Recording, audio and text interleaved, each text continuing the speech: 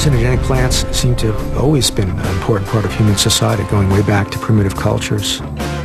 How did we go from having the most revered substances of the shamanic world become the most reviled of the modern? This is a story of the discovery of peyote, magic mushrooms, and beyond. One man's little-known quest to classify the plants of the gods. Before hallucinogens were well known, real-life Indiana Jones, Richard Evans Schultes, searched the Americas for these mind-altering substances. He revolutionized science and spawned another revolution he never imagined.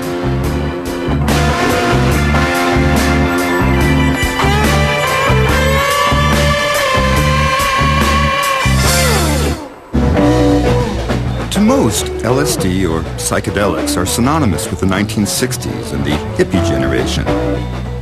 But mind-altering plants and hallucinogens have been around as long as human beings and may even have sparked the early art and imaginings of our prehistoric ancestors. Had it not been for the scientific investigations of one man, peyote, magic mushrooms, and other sacred plants may have remained hidden in the shadows. Even today, little is known about them. Some scientists feel hallucinogens may hold valuable clues to the workings of our minds. You know, when I was a young student at Harvard, Richard Evans Schultes was sort of a legend on the campus, a man, a kindly professor who shot blowguns in class and had lived mysteriously in the Amazon for years, probably the greatest living explorer of the 20th century. And what really intrigued him, of course, were the curious plants that had first inspired him in his work in Oklahoma, his later work in Mexico, these curious plants that we know as the hallucinogens. Now, the active intoxicating principle. In late 1973, I knocked on Schultes' office door. 2 weeks later, I was in the Amazon, living amongst many of the same tribes that Schultes had visited 30 years before. As an anthropologist and botanical explorer, I shared many similar adventures, becoming lost in the forest, fending off strange diseases, and participating in sacred ceremonies.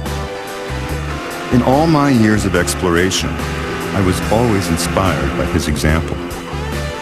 Whatever he told me to do, I did, whether investigating zombies in Haiti or searching for new hallucinogens in the Amazon rainforest. I later spent years researching and writing his biography, One River. The more I learned about his exploits, the more the man amazed me. Now I'm retracing his route to witness sacred hallucinogenic rites from the American desert to the jungles of the Amazon. Where the Mississippi River. In the summer of 1936, a 21-year-old Harvard student left Boston and began one of the longest, strangest trips of the 20th century. His inspiration was a plant. In an obscure German book, Richard Evans Schultes had read of a small hallucinogenic cactus that could induce otherworldly visions.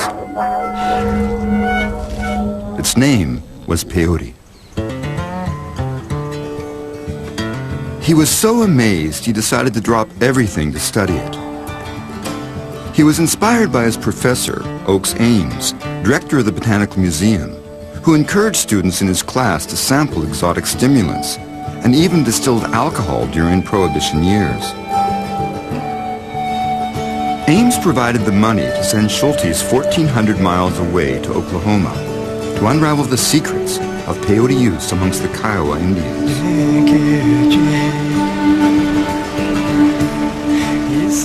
Peyote grows in the American Southwest and northern Mexico. For 3,000 years, the ancient peoples of Mexico used the cactus as a direct line to God. Then the newly arrived Spaniards banned it in 1521. In the late 1800s, German scientists extracted the active ingredient, the hallucinogen mescaline. Yet even by Schultes' day, few knew of the religious use of peyote amongst Native Americans. In the late 1800s, early 1900s, there were a few non-Indians who were experimenting with it, Americans, some literary people like William Mitchell, William James, a philosopher. They were experimenting with peyote and describing the experiences in very interesting ways. Where the Mississippi River. Schultes' trip to the Kiowa was a logical choice. The tribe had been visited once before by his new traveling companion, graduate student and anthropologist, Weston LeBar. This was to be an extraordinary adventure. They had a beat-up 1928 Studebaker. The trip to Oklahoma lasted days on roads so bad it sometimes took 12 hours to go 100 miles. And there was no guarantee what they'd find at the end of their journey.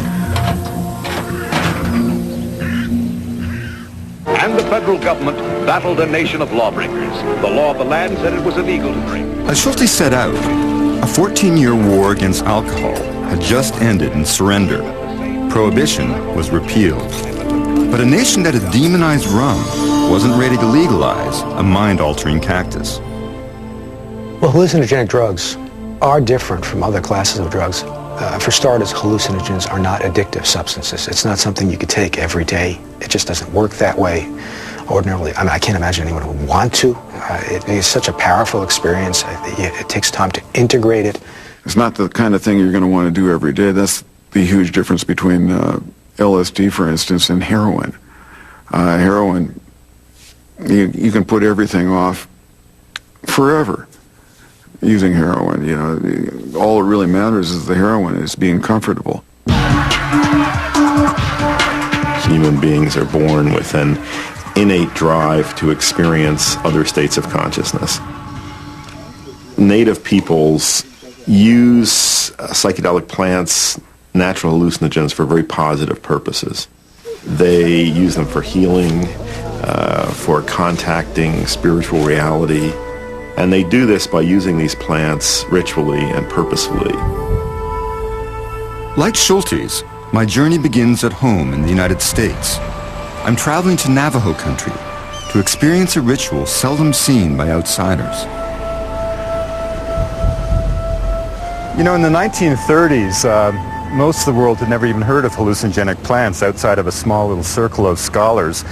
And that made it all the more incredible that this young kid from Harvard, who had never been west of Boston, decided in the summer of 1936 to travel out to Oklahoma and live amongst the Kiowa and study the ways of the peyote cult. And it's something that, you know, I've always wanted to witness. I've always wanted to know it. And it's difficult. I mean, you just can't get access to it. And only the Native American Church is allowed to legally use peyote in a sacred context. But fortunately, the Navajos still have this practice, and they've invited me to join the sacred circle within the teepee and witness a remarkable ritual that is the essence of the peyote way.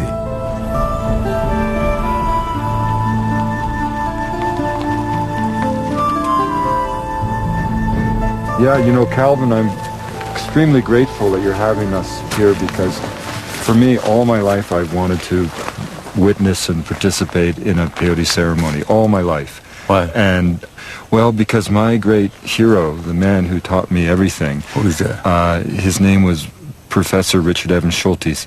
I've read everything he ever wrote about it, you know, and yet I've never had the opportunity to witness it. So this is a very important thing. Extremely grateful that you've made this possible. So you haven't gone to the peyote yet? No. Not yet? No.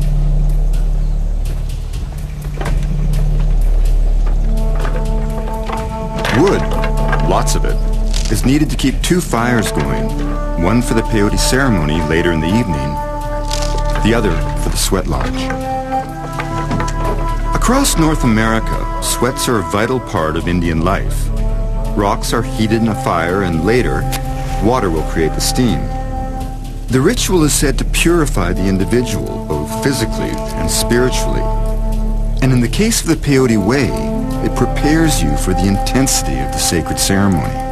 We learn something in the sweat lodge too. We don't just go in there. We talk about, we teach our young generation. Calvin Sosi is a revered elder of the Peyote Church. He's called a roadman, because he guides believers down a road of righteousness, away from such vices as alcohol. The cactus is the vehicle. Richard Schultes learned about peyote from a legendary roadman, Bello Kozat, who was born at a time when buffalo still covered the plains. When we go into the sweat, it's like going into Mother Earth. You're going into the mother's womb. Things that hurt a person, it's all inside of us, so we go in there to clean that out of us. And then when we go into ceremony, we're clean. We can still pray, and then that's when the medicine works. It's a little bit like entering an oven, and once you're inside, it's pitch black. But then the songs begin, preparing you for the long night of peyote rituals ahead.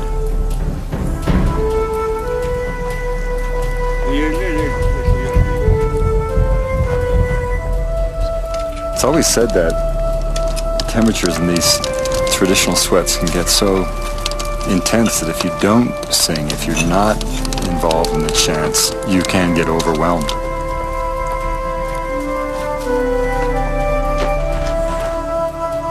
Sweat lodge ceremonies are sacred, and Calvin doesn't want any cameras inside.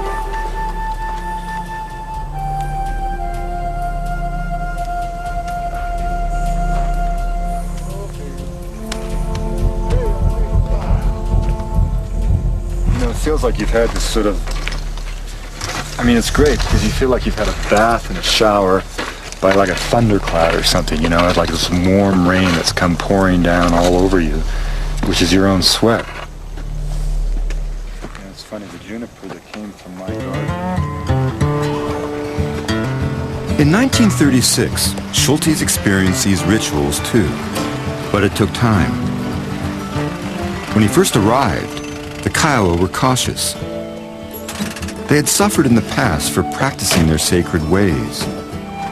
And now Labar was back with a stranger who wanted to understand their most solemn ceremony. This is my colleague, Richard Schultes. By respecting their traditions, Schultes earned the Kiowa's trust. With no hesitation, he swallowed the bitter, sacred medicine up to 4 times a week. Schultes found the kaleidoscopic colors astonishing. But even he could not escape the nauseating side effects of the cactus, seen as an essential part of the ritual.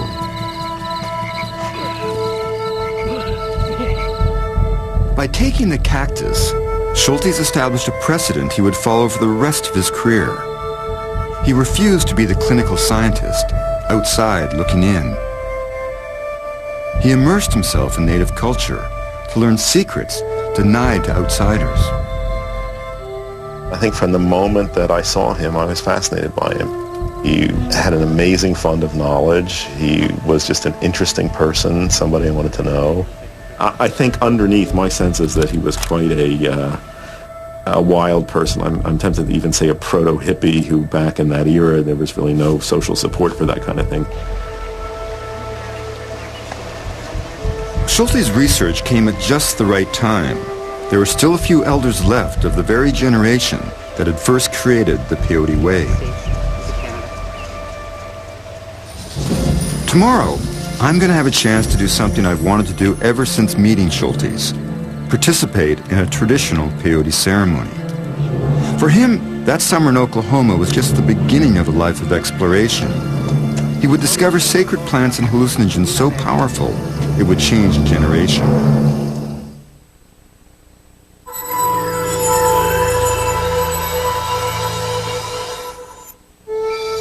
Plant explorer Richard Evans Schultes was a real-life Indiana Jones whose discovery of hallucinogenic plants laid the foundation for the psychedelic 60s. His adventure began in Oklahoma in 1936, working with the Kiowa Indians to unravel the mysteries of the peyote way. For years, I studied with Schultes. Now, I'm retracing his journey, starting here at a rarely witnessed peyote ceremony just being prepared. Peyote ceremonies are a blend of Native American and Christian beliefs. A half-moon altar is prepared, and later, glowing coals in the shape of a mythical thunderbird. So this This is a crescent altar, which once it's formed in its shape, becomes a symbol of the Peyote Road, which is a path of righteousness you must walk. And then the fire will be here, dead center, and eventually the ashes, you can almost see how the ashes will be formed into the shape of the thunderbird.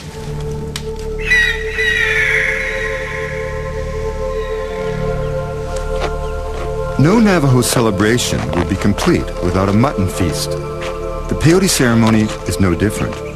This sheep will be cooked for the next day's meal. There's just something so wonderfully ordinary about life with all people, all times. It's just like the peyote cult. I mean, it's not, you know, it's just so much backdrop of people's lives here. It's just, it's what you do to be well. Here, peyote is sacred. It's never taken just to get high. In fact, tribal members trying to kick a drug habit will actually turn to peyote. This is our thing, our traditional thing to do. But if they want help out there and they take their drugs and if they want to get out of it, so they would come into the peyote meeting and they'll get a cure for it, you know? If they want to stop using drugs or alcohol, they can come in a meeting. So in a way, you don't even think of this as a drug. This is a medicine. It's used to treat. It's just helping you out, clearing your mind out.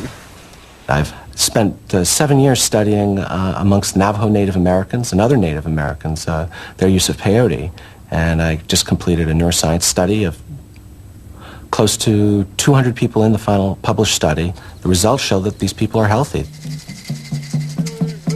The ritual is protected federally by an act of Congress, the American Indian Religious Freedom Act, passed in 1994. Yet not all state laws conform with the federal mandate, creating confusion.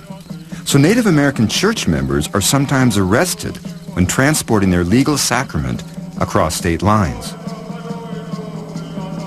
In the 16th century, the Spanish banned peyote use, even killing Aztec priests.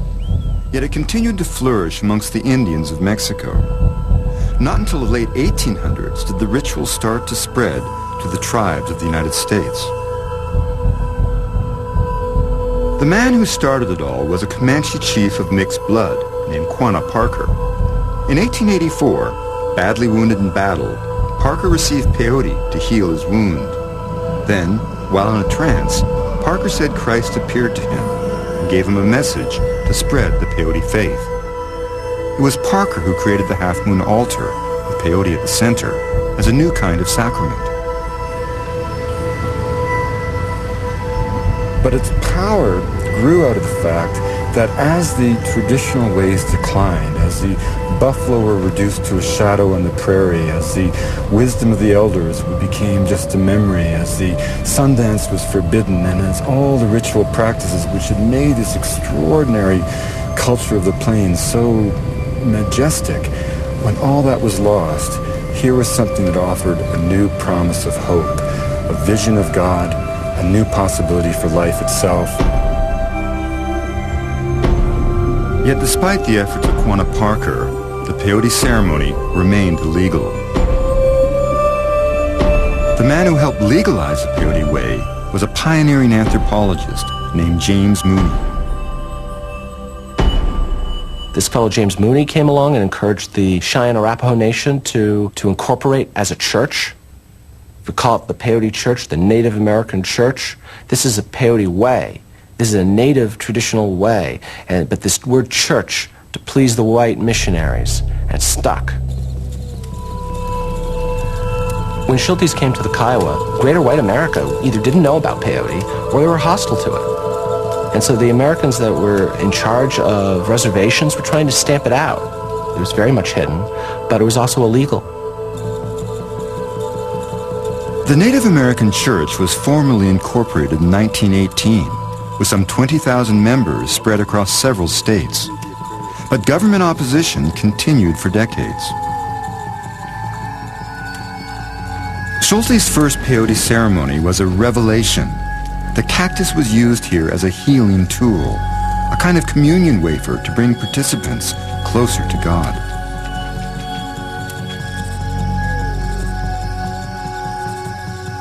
The peyote ceremony begins as it did in Schultes' day, with the words of a tribal member who is suffering. The patient, Karen, has survived a whole range of abuse. She has come to be healed. Taking good care of him.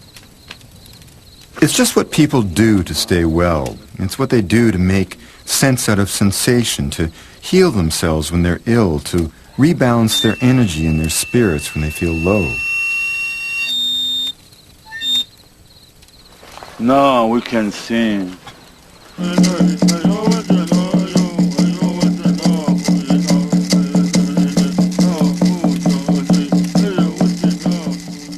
The crown of the peyote cactus is cut off and dried. The plant is extremely bitter. Some users manage to chew it. Calvin has ground it up and also prepared a tea to make it easier to take. Then we'll go ahead and eat some medicine. Like us that we can't force nobody.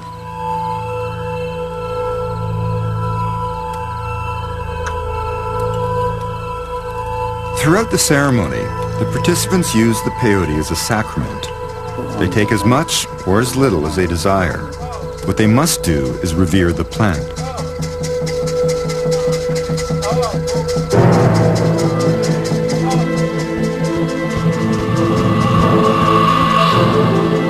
At times, the people will take small, symbolic amounts, so little that the plant has no physical effect.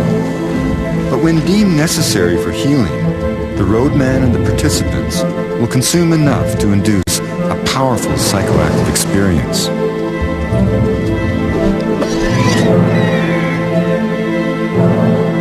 But that experience, as Schultes discovered, does have side effects. Beyond the powerful visions and euphoria, compounds in the cactus often induce nausea and vomiting. The roadmen believe this is the medicine's way of purging illness from the patient.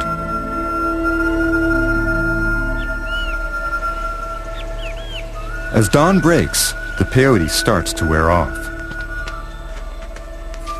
Calvin closes the ceremony as roadmen did in Schultes' time, with the sacred eagle fan, a final brushing off of sorrow and pain.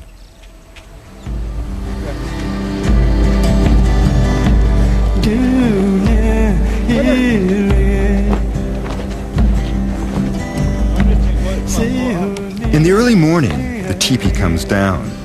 Every sign of the ceremony is swept away. The final act is the cutting of the cord that ties the teepee poles together. Symbolically, and perhaps tangibly, Karen's sorrows will disappear. It's got to work from teaching people to really understand what they're doing to their bodies and the sanctity and the holiness of their body and to protect it. And once people have an appreciation of that, maybe it's not so bizarre then for a Navajo elder to suggest to a grandson to come with him to pray to God, to their Creator, with their sacrament, which they call medicine with a capital M. And that medicine, today, it's still peyote for them.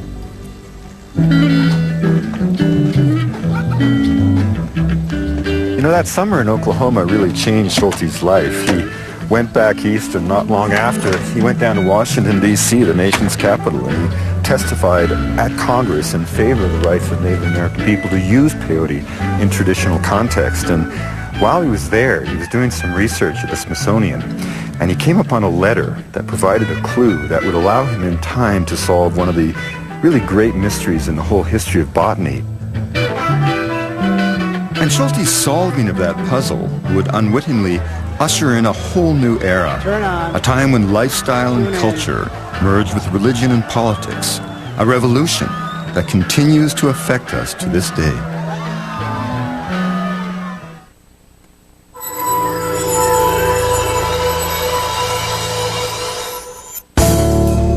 While in Washington, D.C. in 1937, botanist Richard Evans Schultes came across an astonishing letter in the collections of the Smithsonian Institution.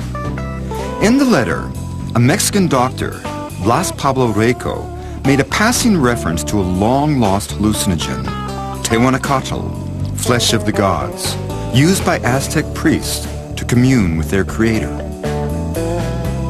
Pinned to a peyote specimen Reiko's letter stated that Teonanacatl was not peyote, as commonly believed, but was a mushroom still used by Indians in the mountains of Oaxaca.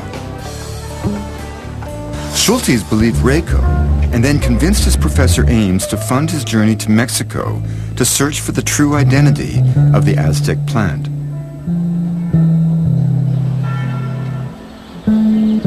I've come down here to follow the trail of the mystery.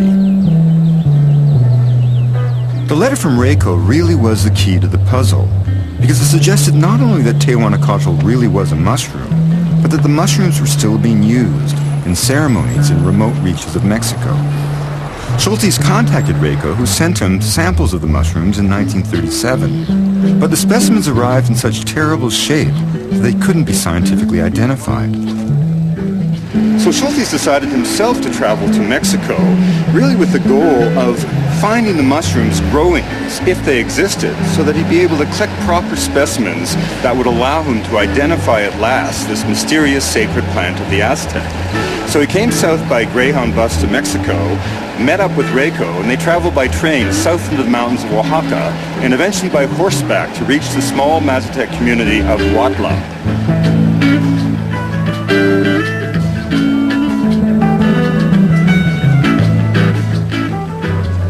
We're leaving Oaxaca City by road, traveling 200 miles inland to Huatla, where curanderas, female shaman, still practice their sacred rites, transporting patients into supernatural realms using magic mushrooms, a term that in 1938 had not been invented yet.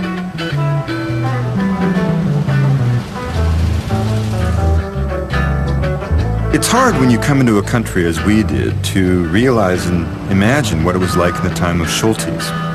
He had to take a broken down railroad south from Mexico City, get off at a random railhead in some small town, hire a mule, and come up 14-15 hours overland to get to a very small village nestled in the mountains in the mist. What he found was a unique cultural universe, which was the Mazatec world. The Mazatec Indians live throughout the mountains of Oaxaca. Huatla de Jimenez is one of their larger towns.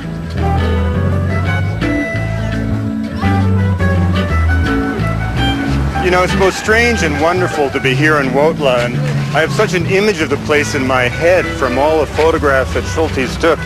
It's incredible to think about him in 1938. He came up this very street, then it was just a simple cobblestone track flanked by Mazatec homes on either side.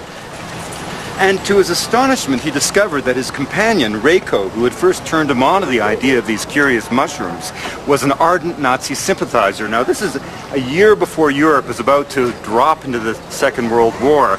And to make things even more incredible, there was another team of scholars led by Bernard Bevan and Robert Wheatlander, and it turned out that Bevan, at least by rumor, was British Secret Service. So you had the scenario right out of Indiana Jones of these two teams of scholars converging on this small Mazatec village in search of the mystery of the sacred mushrooms. So with Reiko's help, Schultes searched the village for people who might know of this hallucinogenic mushroom. He needed a complete specimen to scientifically classify this living flesh of the gods.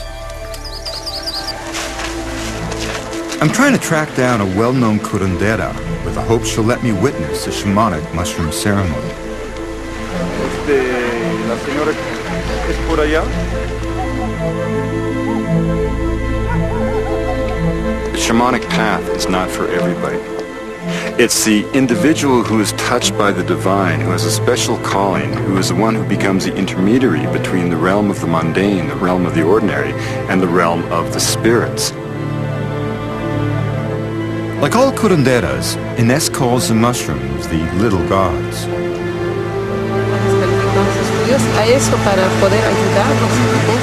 Inés said that when I asked her what was the significance of the mushrooms, she said that, you know, we call them the little gods for a reason, that they in fact are, in a sense, little gods of the Mazatec.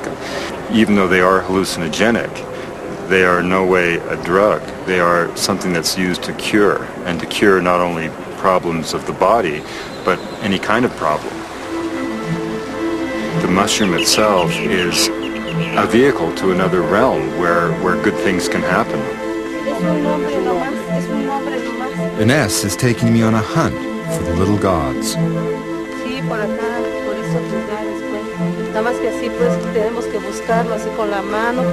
The Mazatec idea of the mushrooms is a total fusion of pre-Columbian ideas and Catholic ideas. The belief isn't that the mushrooms simply grow from the ground. They only grow where the blood of Christ fell onto the ground or where the saliva of Christ fell onto the ground.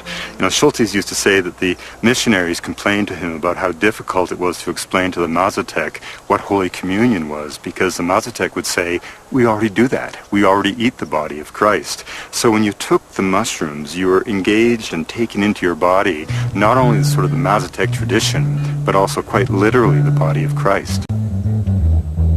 In 1938, Schultes and Reiko spent weeks searching for the identity of the Mazatec mushroom. Meanwhile, Robert Wheatlander and the other team of scholars sat in on one of the secret ceremonies and reported a special mushroom being consumed, but an actual specimen eluded both parties. Word was put out to locals, and one day, an Indian showed up with a selection of freshly picked mushrooms. Schultes recognized one of them from Reiko's earlier dried specimens. This was it, Teonanacatl, the flesh of the gods. Schultes was the first to collect a voucher specimen of this hallucinogen and scientifically identify it. 15 years later, inspired by Schultes' work, an investment banker and vice president of J.P. Morgan would venture down here.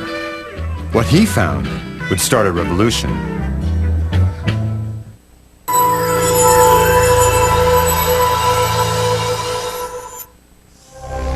High in the mountains of Oaxaca in 1938, Richard Evans Schultes had identified an ancient Aztec hallucinogen. Teonanacatl, the flesh of the gods, turned out indeed to be a mushroom. What's more, it was still being used in secret ceremonies by contemporary Indians. The hallucinogen was traditionally eaten at royal Aztec feasts, sometimes following human sacrifice. Priests also used them to diagnose illness. Banned for centuries by the Spanish, Teonanacatl rituals went underground, only to re-emerge as a combination of Christian and pre-Columbian beliefs. Schultes always said that if you were to know the ways of the shaman, you had to participate in all of their rituals. Tonight, I'll take part in a ceremony seldom experienced by outsiders, a journey inside the mind, guided by Ines, a remarkable healer. Years ago, she witnessed a mushroom ceremony for an Englishman. His name was John Lennon. One of these boys suffers from unexplained pain. His mother has brought him here to be doctored. Both Ines and the boy will take the mushrooms. Like the ancient Aztec, the curandera believes that the mushrooms allow her to diagnose illness.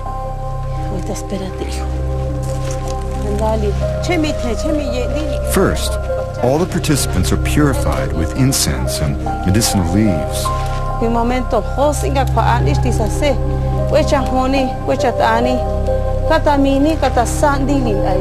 fascinating thing about the ceremony is just the symbolism of it all.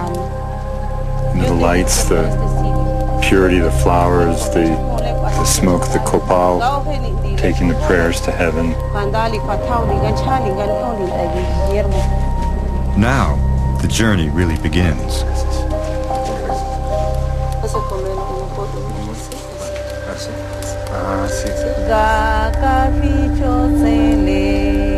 Ines sings to help guide participants on their journey. She has learned her art of healing, her art of ritual, not from a book, not even from another person or another curandera, but actually from the mushroom itself. The mushroom is the teacher.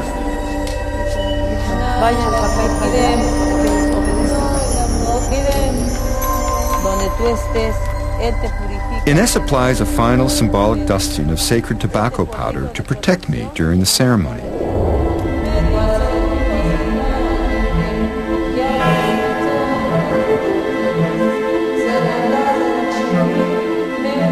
For as long as people have taken the mushrooms, they have reported profound sensations. Some feel the presence of God. Others feel reborn.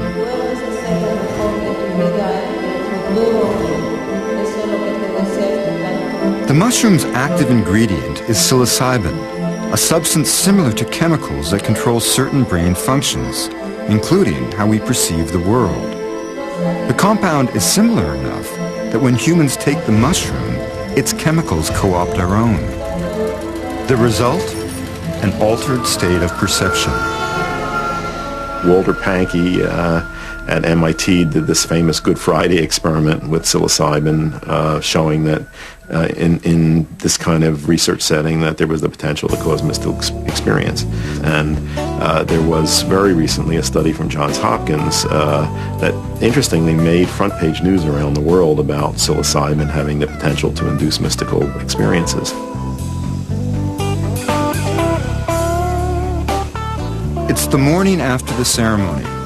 Throughout Huautla, curanderas have been taking dozens of seekers on similar journeys through the night. It's always a remarkable experience and a fantastic opportunity to be able to go through a ritual ceremony as I did last night. Schultes, of course, when he came here was able to identify the mushroom, but he did not have the opportunity to actually take the mushroom in sacred context, in part because Reiko advised him that it was simply too secret, too sacred, impossible to penetrate. In 1938, while Schultes looked for the mushrooms, Swiss scientist Albert Hofmann conducted tests on another curious substance, an unusual fungus that grew on rye grain. Ergot had been known since the Middle Ages, when it was used by midwives to control bleeding in childbirth. Bread contaminated by ergot was responsible for outbreaks of mass hallucinations, hysteria, and sometimes death. Working with a potent extract of ergot, Hofmann synthesized a compound he called lysergic acid diethylamide, LSD. Then he forgot about it, until 5 years later. He was working as a research scientist for Sandoz Pharmaceutical Company. In 1943, he looked through his notebook, found this compound, thought it might be interesting, took it, had some of it, and while working with it, started to feel strange. A very strange experience which reminded me to some experience I had in childhood. The feeling of oneness, to be one with nature, the feeling to see now the true aspects of nature. And he reasoned that he must have absorbed some of it through his skin. So the next day he took deliberately what he thought would be a minuscule dose. A truly minuscule dose is between 100 and 500 micrograms, about 1/10 the mass of a grain of sand. But this very small dose, the first dose of my experiments I planned, was very, very strong. It turned out to be a huge dose because at that time nobody knew that a drug could work in microgram amounts. And he realized quickly that he was having a very strong reaction, so he rode his bicycle home, and he's given us quite an account of that bicycle trip. Last Friday, April 16th, 1943, I was forced to interrupt my work in the laboratory in the middle of the afternoon and to proceed home. Being affected by a remarkable restlessness combined with a slight dizziness, I perceived an uninterrupted stream of fantastic pictures, extraordinary shapes with intense kaleidoscopic play of colors.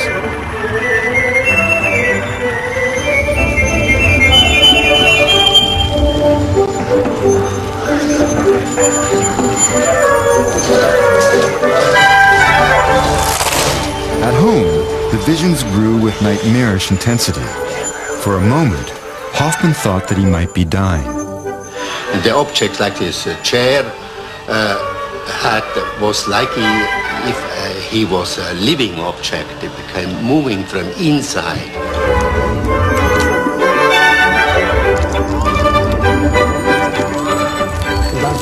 ganz langsam ging der Horrortrip in eine wunderbare Triebhöhe. Plötzlich hatte ich das Gefühl, es kommt ein neues Leben in mich hinein. And he had the first recorded LSD experience. I think he found that quite engaging rather than scary.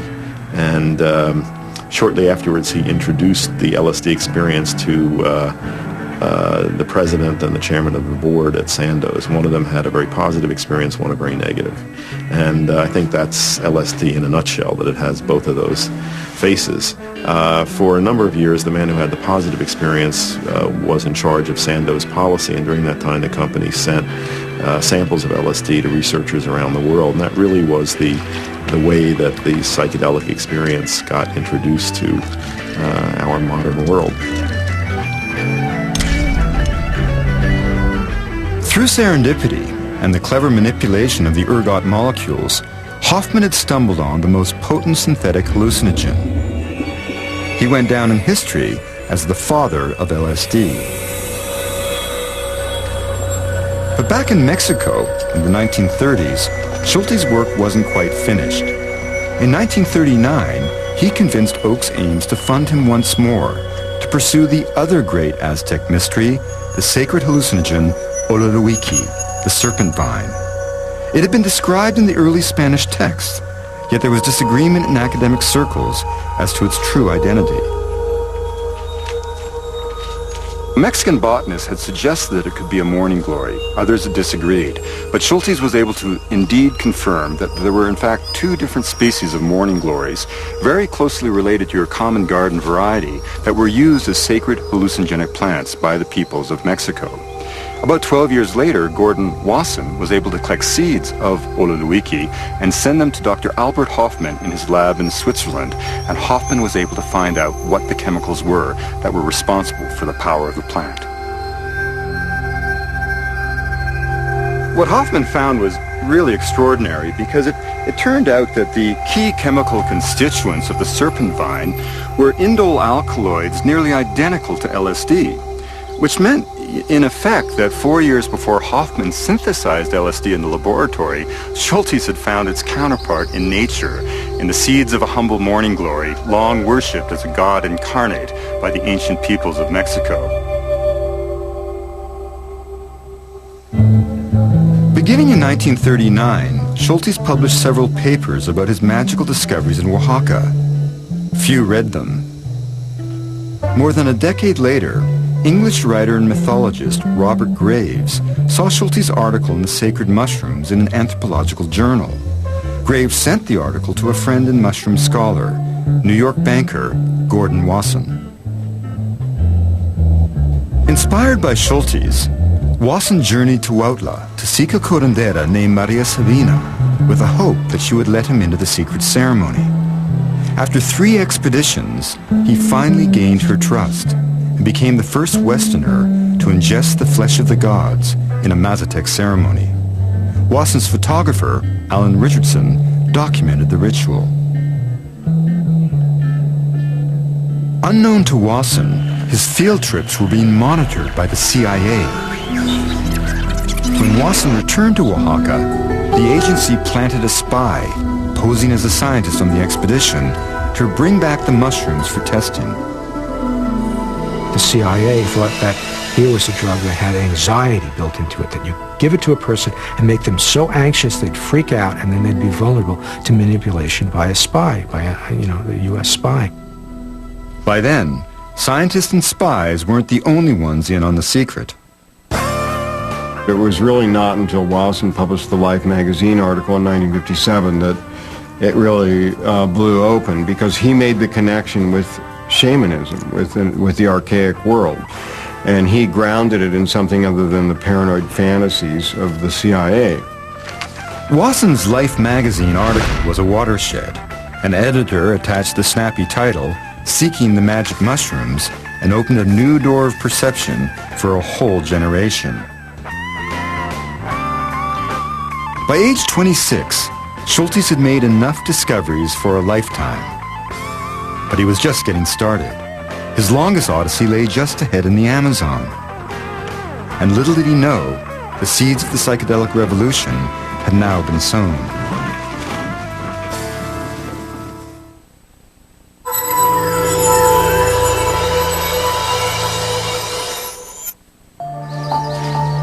In 1939, with World War II underway in Europe, Richard Evans Schultes' pioneering work on a hallucinogenic cactus and a magic mushroom did little to catapult him into stardom.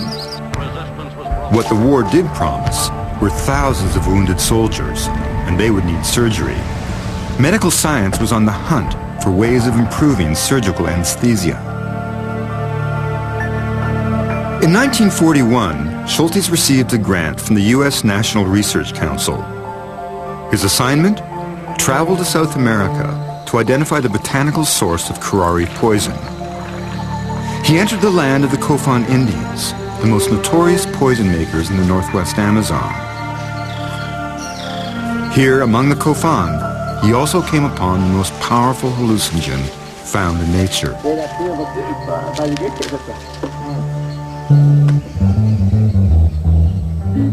I've come thousands of miles south to the Ecuadorian Amazon to continue my journey retracing my professor's explorations as he pursued the secrets of the Amazonian vision vine.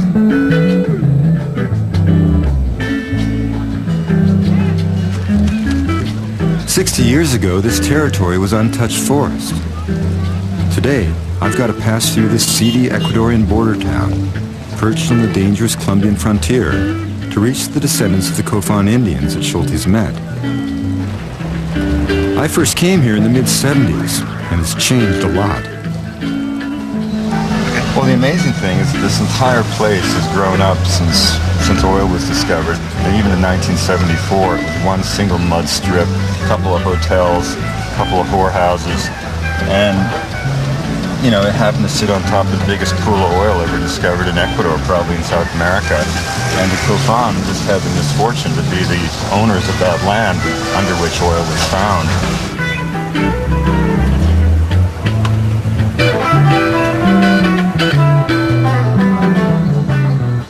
From this landing, I've got a 9-hour river trip ahead of me to get to the Kofan Indian village. You know, when Schultes finished his work in Mexico, he had 2 job offers after he got his PhD. He could have gone and become a school teacher at a private school in New England, or he could have gone to the Amazon to search for the mystery of a plant known as the flying death. Fortunately for science, he chose the Amazon. To reach the Kofan, Schultes traveled for weeks, first through Colombia on foot, over the Andes, and then by boat, down one river, then up the Sucumbíos River into the land of the poison makers. In the 16th century, explorers like Sir Walter Raleigh were amazed by the blowgun. Darts dipped in plant poisons that could kill silently from a distance. Terrified Europeans dubbed it the Flying Death.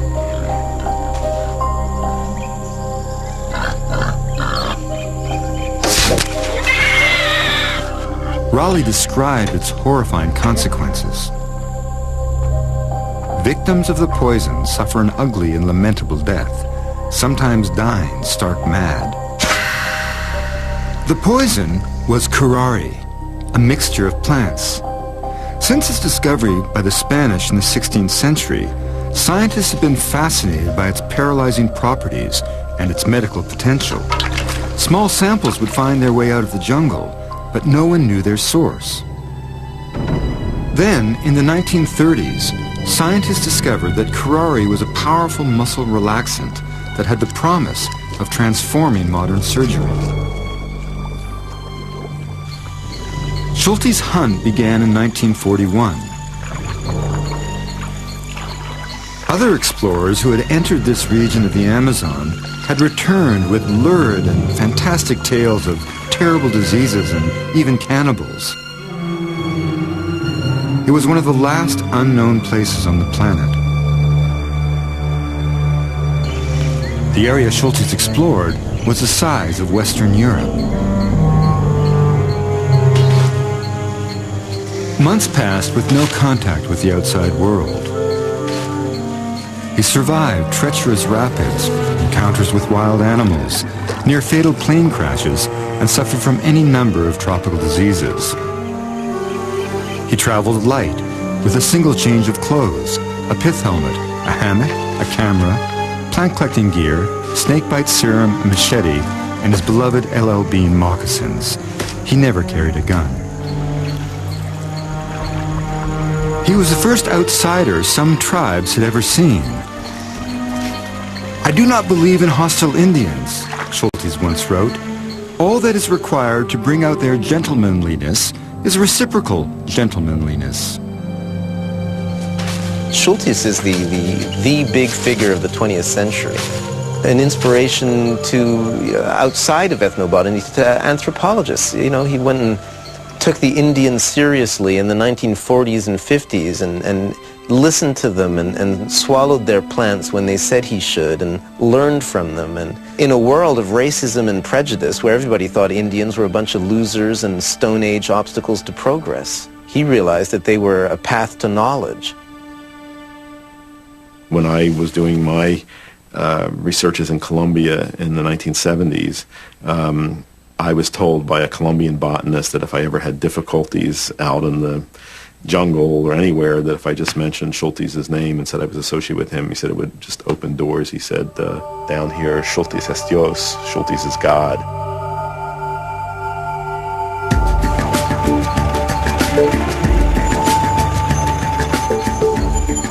"9 hours downriver from the end of the road, we're approaching the Kofan village, the same tribe Schultes visited in 1941. I'm dropping in on an old friend, Randy Borman.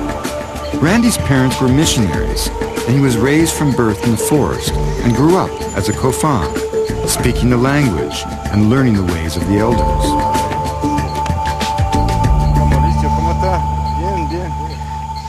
You know, it's incredible. When Schultes came, you got a sense that it was a very remote place, you know.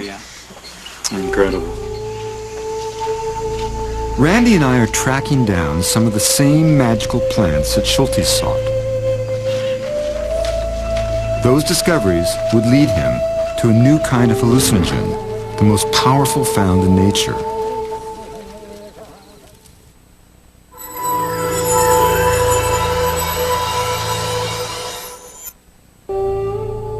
In 1942, ethnobotanist Richard Evans Schultes, working for the U.S. National Research Council, came to the Amazon to seek the botanical sources of curare. It was believed that this poison could be used as an effective supplement to modern anesthesia. Today, my friend Randy Borman is taking me to a part of the forest where the Kofan still gather the plants that yield the toxin.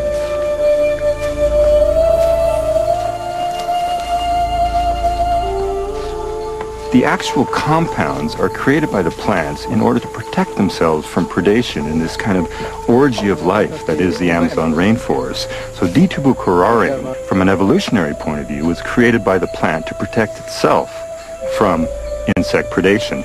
And of course, that's what the indigenous people have been exploiting for so many thousands of years. Blowguns, 8 feet in length, combined with poison-tipped darts, are used to take down animals as small as a hummingbird or as big as a tapir. Occasionally, they've proven deadly on humans during times of tribal wars.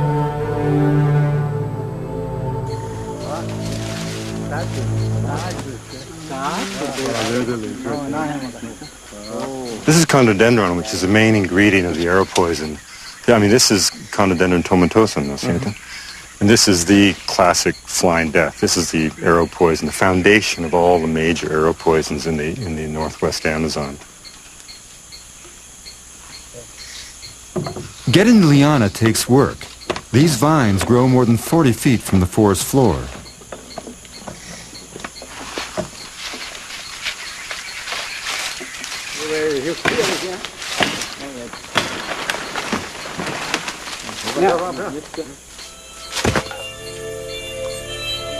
You can chew on the bark of curare without it doing any damage. It's incredibly bitter, but obviously it's not going to kill you because it hasn't been concentrated. I mean, that's the whole thing about these plants that we're seeing in the forest. The Indian people have learned to find ways to concentrate the poison inside this bark to a level of intensity that actually allows you to kill.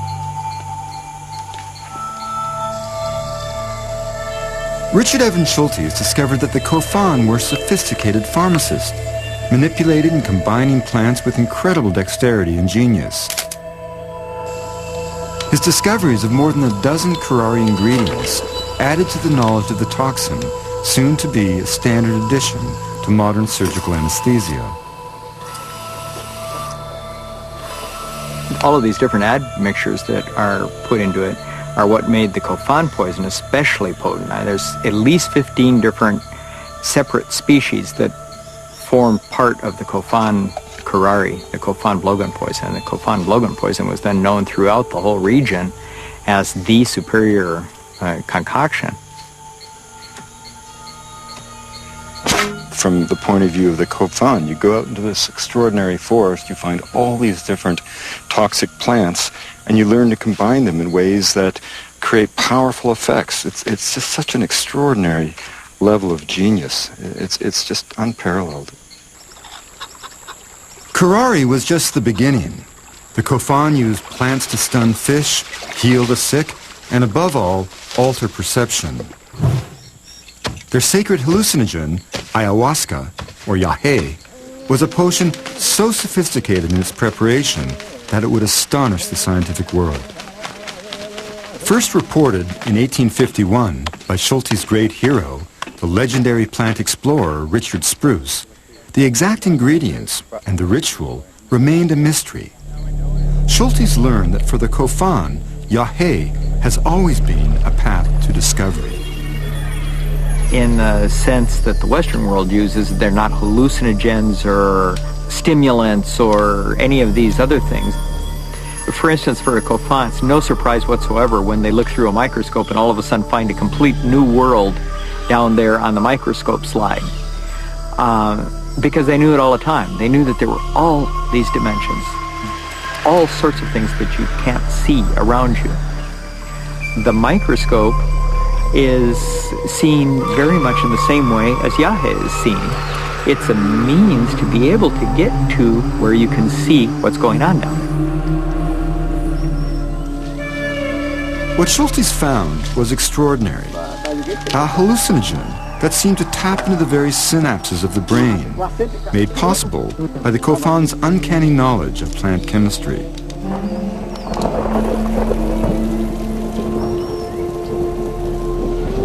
On the verge of unraveling the mysteries of ayahuasca and the ways of the shaman, Schultes' life was catapulted in a totally different direction. In 1942, war raged in the Pacific, and the Japanese swept across Southeast Asia, taking control of 95% of the world's domestic rubber supply. The Allies desperately needed alternative sources, and the best place to go was the Amazon, where the rubber tree was native. Richard Evans Schultes was called back to Washington, D.C. At a meeting at the Department of Agriculture in November of 1942, he learned that supplies of natural rubber, essential for jeeps, tanks, ships, and planes, were dangerously low. There were no synthetic sources, and the war demanded that America alone produce 1 million metric tons of rubber every year. President Roosevelt ordered U.S. scientists to begin scouring the Americas for supplies of any and all latex-bearing plants. Schultes' new Amazon assignment helped save the country by finding new sources of latex and blight-free, fast-growing rubber trees. His work on ayahuasca, the sacred hallucinogen, would have to wait. Randy and the Kofan are leading me to a place in the forest where ayahuasca can be found.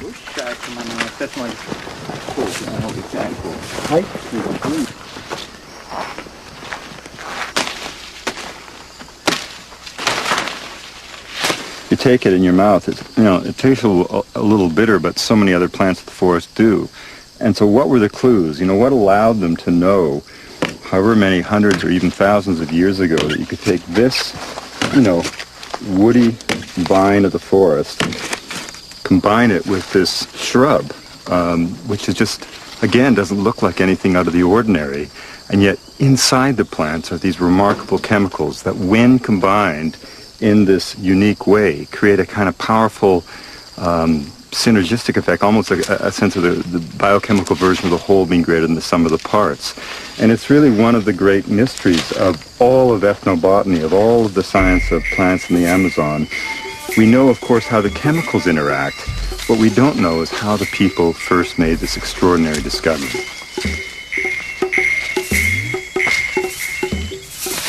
Schultes collected thousands of plants from the Amazon. Like ayahuasca, many were used by shamans to cure illness. Shamanism involves, it is natural product chemistry. Shamans are not priests, they're scientists or natural philosophers in the original sense of the term. And they were always looking for the active principles of plants and trying to get concentrated activity. I do think that there are many things that shamans do that could be very useful for doctors in our society to do. I think shamans are really masters of the psychological realm and the whole area of what I'd call the art of medicine, of like knowing how to take a patient's projection of belief onto you and reflect it back in a way that increases the possibility of healing. You know, so this is the other admixture, or the other plant that's added to the preparation. Remembering always that ayahuasca is not a plant, it's a combination of plants. This is known scientifically as Psychotria viridis. It's in the coffee family. You can tell by the opposite leaves, and if you look at the little fruit, it looks a little bit like a coffee bean. And yet again, you know, you look in the forest, would this stand out as any other plant? Not particularly. What happens if you eat it, you know? A little bitter, but no more so than this one. Nothing that you would say that, you know, if you just took this, that you would somehow know that this had some real magic within it. I could eat as many of these leaves as I could get off this branch, and nothing would happen to me. Because the chemical that's found within this is denatured by an enzyme found naturally in the human stomach. But combine the leaves with this vine, and you neutralize the stomach enzyme. It's this combination that produces the astonishing hallucinogenic effects. Chemicals found in ayahuasca resemble those used in modern antidepressants such as Prozac. And they've been tested in clinical trials to treat Parkinson's disease. They may have other properties still not fully understood by science. But it was tales of the wild visions that brought beat writer William Burroughs, who had studied anthropology at Harvard, down to Columbia in 1953 in search of ayahuasca. When he went to his first jungle town, he got rolled, robbed, beaten up, and jailed. The writer, most famous for counterculture books like The Naked Lunch, decided he'd better look up Richard Evans Schultes in Bogota to help him find a safer route to the sacred hallucinogen. When Burroughs finally took ayahuasca, he was terrified.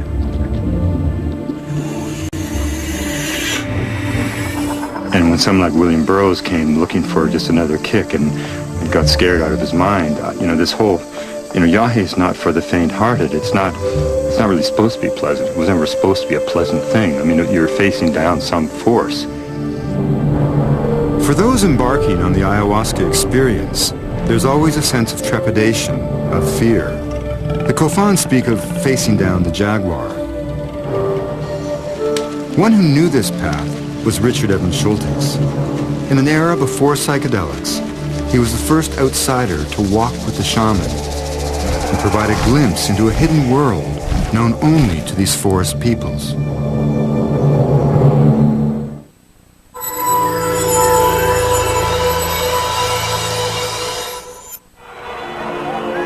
By the end of World War II, in 1945, pressure was off Richard Evans Schultes. But rubber remained of strategic importance, and the U.S. government continued to fund his work in the Amazon. By the 1950s, the seeds of his hallucinogenic discoveries were beginning to sprout, but in ways he never envisioned. In 1953, beat writer William Burroughs wrote his friend, the poet Allen Ginsberg, about his recent expedition with Schultes and the sampling of ayahuasca. Their correspondence was published as the Yahe Letters, and along with his other books, helped forge the framework of the psychedelic era. That same year, a British psychiatrist, Humphrey Osmond, researching schizophrenia, sprinkled some mescaline crystals into the glass of a willing Aldous Huxley, the best-selling author of Brave New World. Huxley documented his fantastic visions in another book, The Doors of Perception. Osmond coined the term psychedelic, meaning mind manifesting.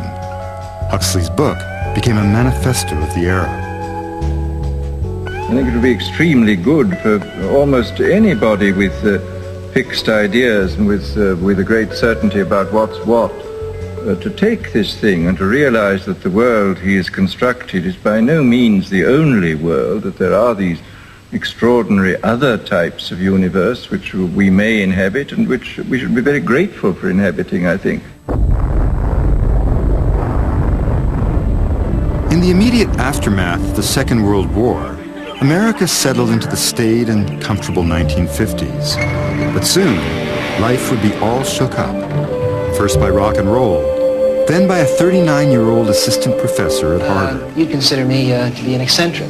Suddenly, hallucinogenic drugs slipped out of the hands of jungle shaman and into the minds of the masses.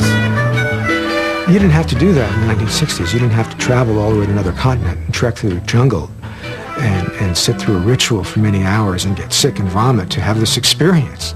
You know, it was much easier if down on the street corner somebody you knew at a school or university was selling these tiny little pills that would provide essentially the same kind of experience. That was LSD, of course. So.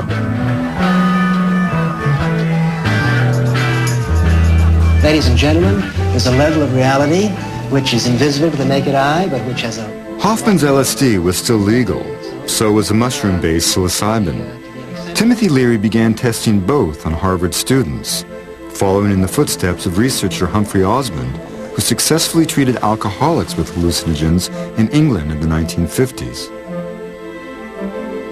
The effect is somewhat like looking through a microscope. Suddenly, when you look through a microscope, you discover that there's an invisible world around you that you hadn't known about before you did it. The same thing is true with a psychedelic drug. I met Leary in the fall of 1960 and then knew him, and also I was the investigative reporter for the Harvard newspaper that did most of the writing about the, what became the drug scandal at Harvard involving Leary. Initially, the testing continued at Harvard unopposed, and by 1961, Leary and his colleagues left campus to test the drugs on prison inmate volunteers. We gave psilocybin to prisoners with the hope that they would get some self-understanding and be able to lower the recidivism rate. Because that was the behavioral index, you see, of consciousness change. Some psychoanalysts would say, well, that's insane. You're going to give this drug to these guys who are murderers and rapists and thugs and whatnot, and you're going to release their unconscious, right? You're taking your life into your hand. It was totally ridiculous. There was never a single moment of violence in the prisons. Early results looked promising. Fewer inmates seemed to return to prison. But later analysis showed outside factors like counseling had skewed the result. Recidivism hadn't changed. Leary continued to test LSD and psilocybin on student volunteers until 1962, when his methods began to veer from the scientific to the mystical. The study came to an end. There was contention with the university about whether he could use undergraduates as research subjects. This was a huge story. It eventually became front page news on the New York Times when, when Leary had left Harvard and Albert was fired. The explosion around that, I think, was really what sent the psychedelic culture into the mainstream in the U.S. And many people, in North America probably, many people had never heard of these drugs. Leary set up a center for studying LSD and other hallucinogens at Millbrook Mansion, a New York estate donated by the heirs of the Mellon fortune. Any religious group just beginning. Tim Leary had a trust in democracy. And he thought that if you popularize these drugs, if you broadcast the message, that there were going to be many people who were going to get it. There were going to be a lot of people who didn't get it, who were going to lose their way. He knew that. It was a big social experiment. LSD didn't reach the street overnight. It had made its own long, strange journey, from the Swiss lab of Albert Hofmann to various English and American psychiatric institutes for testing, and even into the hands of the CIA. So you had the CIA on the one hand, very, very interested in not just LSD, but a bunch of different hallucinogenic drugs. You had the Beats at the same time experimenting. You had psychiatrists and therapists looking at it in ways to understand mental illness better. All these different elements ended up mixing together and setting the stage for the 1960s. A far cry from the sacred ways unveiled by Richard Evans Schultes in the Amazon. In the 1960s, Schultes disapproved of the wholesale release of hallucinogens to the public, knowing that most often they would not have a shaman to guide them through the visionary world, with potentially negative results. The shaman blesses the ayahuasca potion to be consumed by the Kofan in the sacred enclosure. You know, it's amazing to think that these two plants that we found in the forest 8 hours ago have been cooked all day, prepared all day, and will, in the end, launch the Kofan on a kind of journey to this extraordinary realm. You know, one of Schultes' greatest friends was the Colombian anthropologist Geraldo Rico-Domatov, and he said that to drink Yahe was to return to the cosmic uterus and be reborn.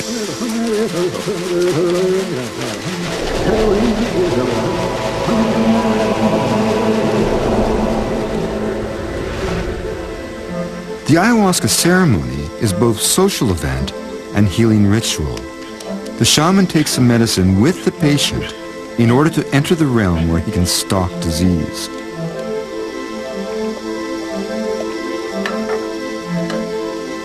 Ayahuasca is as complex as the human mind. The novice participant, guided by the shaman, travels through a hidden world of sometimes frightening visions. For the apprentice, the potion is used as a tool to move through stages of shamanic power, such as conquering and taking on the spirit of animals. Randy Borman understands this process. Once you're to the point where you're actually seeing past just the bright colors and the loud sounds, and actually beginning to see the forest people or the animals or whatever like that, then you go to the next stage, which is to actually be able to interact with those. With shamanistic help, you go into the room that has all the jaguar skins in it. If you're able to get to the point where you can actually reach out and grab that with your spirit persona and clothe yourself in that, then you're on your way to becoming a jaguar shaman and actually being able to control the jaguar and actually shape change into the jaguar.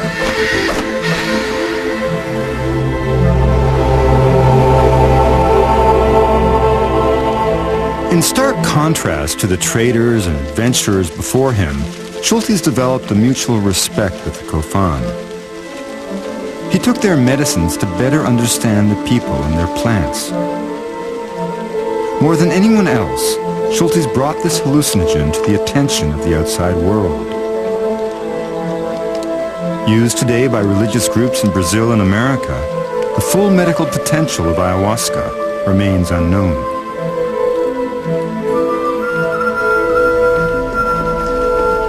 Schultes' search for new species of plants took him deeper and deeper into the rainforest. In his first dozen years in the Amazon, Schultes narrowly survived a host of accidents, injuries, and jungle diseases.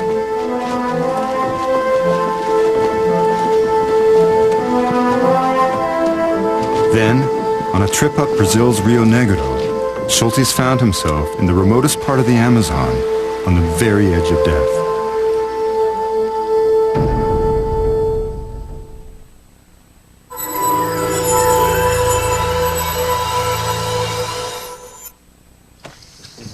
Throughout the 1950s, Richard Evans Schultes continued his work on developing hardy, blight-resistant strains of rubber trees for the U.S. Department of Agriculture.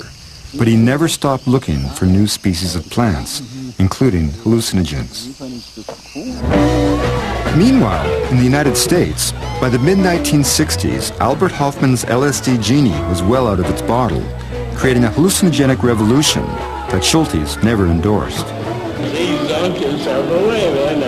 Back in the mid-60s, when LSD first came to the fore, people were taking it quietly, individually, for the purposes of introspection. And that is simply not what we were up to. We were taking it in groups, and it was basically a sort of a party situation, but there was, I don't want to say a serious component to it, but there was a forward thrust to it. We were looking to, basically to find new levels of communal experience. Soon, psychedelia was everywhere. Millions of Americans took LSD. And as it grew worldwide, it impacted everything from fashion to the composition of music. Among those who helped LSD go mainstream, the CIA. It's kind of an interesting phenomenon because every drug that became popular on the street as an illegal substance, a black market substance, in the 1960s and then thereafter, had been previously tested, scrutinized, in some cases even developed by the Central Intelligence Agency and the U.S. military. I'm talking about marijuana, mescaline, LSD, nitrous oxide, cocaine, heroin, magic mushrooms, the whole gamut of so-called recreational drugs. So it's kind of ironic that here you had in the 1950s the CIA and the Army studying these drugs to develop weapons, and that later on those same drugs were being embraced not as weapons, just the opposite, as a form of recreation, or maybe it's a form of insight. At the Menlo Park Veterans Hospital near San Francisco, the CIA financed a study named MK-Ultra on the effects of psychoactive drugs. Among the guinea pigs was a promising young writer, Ken Kesey. Out of his experience came a 1962 bestseller, One Flew Over the Cuckoo's Nest. Kesey became a celebrity. While LSD was still legal, he formed the Merry Pranksters, a freewheeling group of beats and hippies who held parties where guests could experiment with the drug. Entertaining the guests was a band of young musicians called the Warlocks, soon to become better known as the Grateful Dead. We started taking LSD every Saturday night with the Kesey crew and having these big parties that were called the acid tests. And the idea was just to see where it was going to take us. And we started discovering stuff, you know, I guess psychic links or splices we used to call them. I think in more classical terms, I think it was active Gestalt linkage, basic telepathy. And what we discovered is that this stuff is happening all the time. It's just that it gets a little faster and more furious when you remove the barriers that you erect as a child. With the advent of acid, we discovered a new way to think. And it had to do with piecing together new thoughts in your mind that produced people like Bob Dylan and John Lennon and William S. Burroughs, that were using new images together in a way that jarred the mind and produced images that were latent in our consciousness, but were not being brought about by reading Vanity Fair or Woman's Home Companion.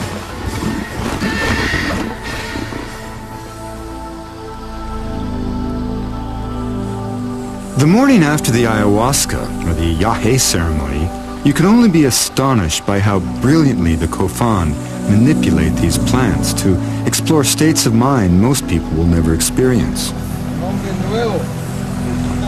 You know, the Amazon's an amazing, but it's a formidable place, and you never really sense its power until you're completely exposed to it.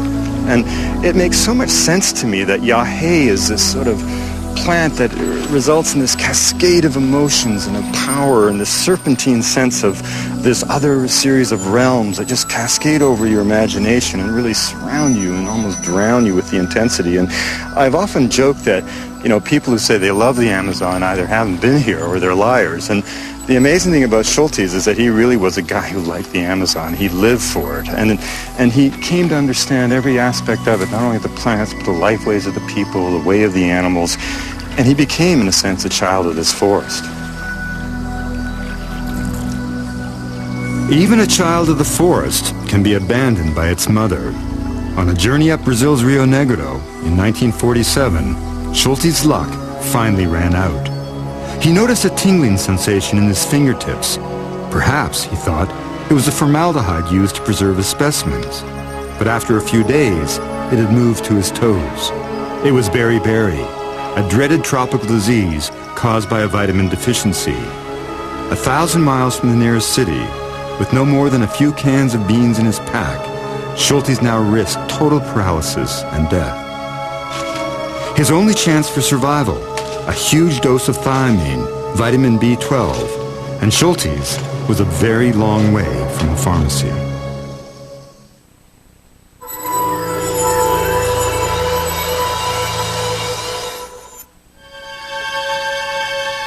Racked with beriberi, plant explorer Richard Evans Schultes found himself in the most dangerous situation of his life. He was beginning to lose feeling in his extremities and was doomed unless he got the medication he needed, located hundreds of miles away in the city of Manaus. He headed for the nearest outpost, where a missionary suggested a shortcut to a military airfield for a quick flight out. The shortcut turned into a grueling month. Schultes' feet grew completely numb. He could walk only with the aid of 2 sticks. He encountered a group of nomadic Indians who invited him to join them in a hallucinogenic ceremony. The next morning, his mind still reeling with visions, Schultes searched for the sacred plant. On the brink of death, he had discovered not only a new species, but a new hallucinogen that had never before been reported by science. But his ordeal had just begun. He had no food. In treacherous rapids, his canoe capsized, dumping all of his remaining supplies and specimens into the river. When he reached the military outpost, he discovered that there were no planes. He turned around and headed back downriver. After a month of travel, he finally reached the port of Manaus. There he got his life-saving thiamine injections. And he rested for only 3 days before heading back into the jungle.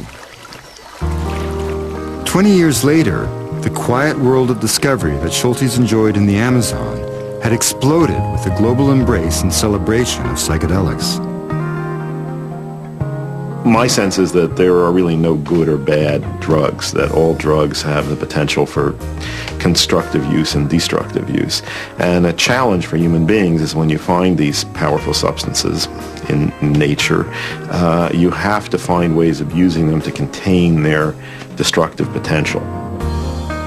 By the 1967 Summer of Love, globe-trotting botanist Richard Evans Schultes was a tenured professor at Harvard. Students discovered his obscure papers on the hallucinogen ololoiki and set off a rush on morning glory seeds.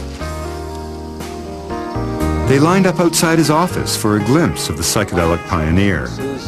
Marijuana is the most variable. The psychedelic era was the unwanted child of Schultes. You know, he never thought of himself as an advocate of recreational drug use. In fact, he was always publicly against it.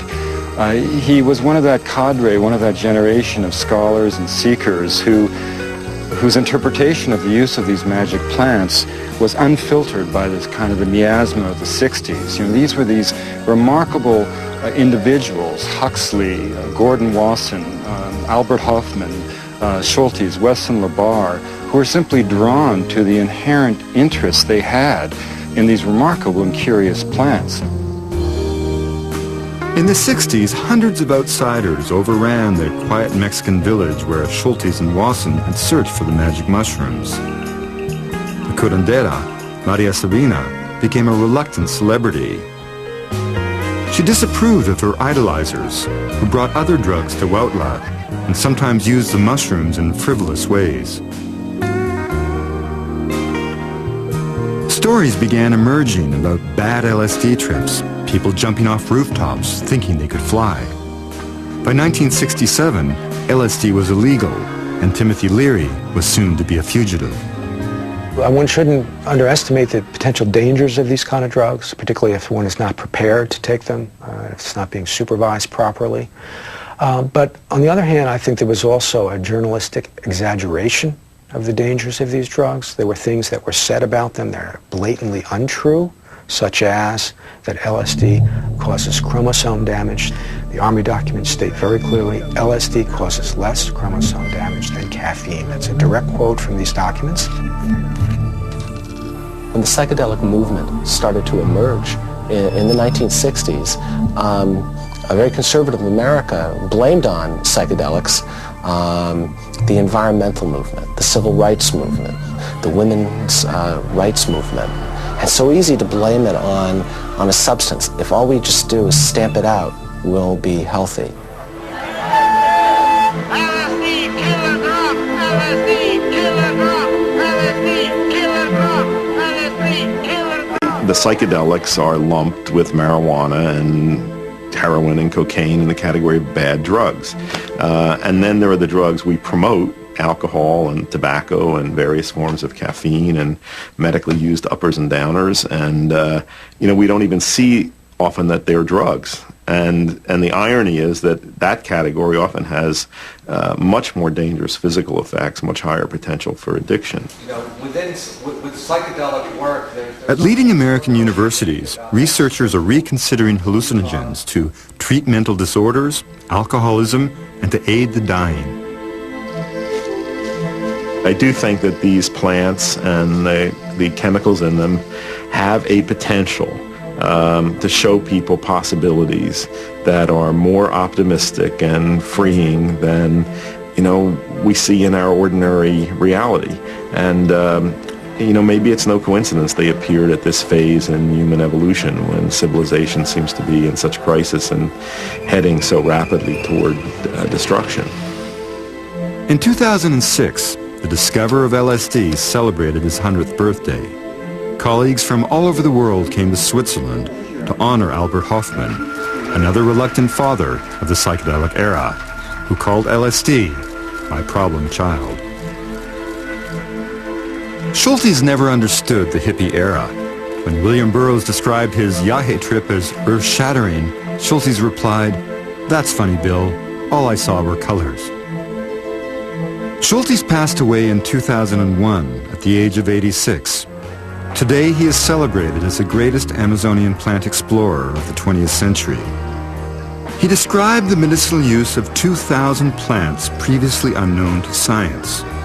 120 species bear his name, including a plant for treating ulcers, and another for curing conjunctivitis. A cockroach is named for Schultes. So is a mountain, and 2.2 million acres of protected rainforest. Before the world knew the word rainforest, Schultes warned it was vanishing, and worse. The Indian people and their knowledge, he wrote, are disappearing even faster than the plants themselves. A Brazilian botanist estimates that less than 1% of the Amazon's plants have been studied for their medical potential. I don't know if the world will ever see the likes of Richard Evans Schultes again. A man of such dedication, able to spend and wanting to spend years in the forest. But I do know that the example of his work, the inspiration of his spirit, will live on to fire the imagination of countless hundreds of scholars and seekers who will never forget his legacy.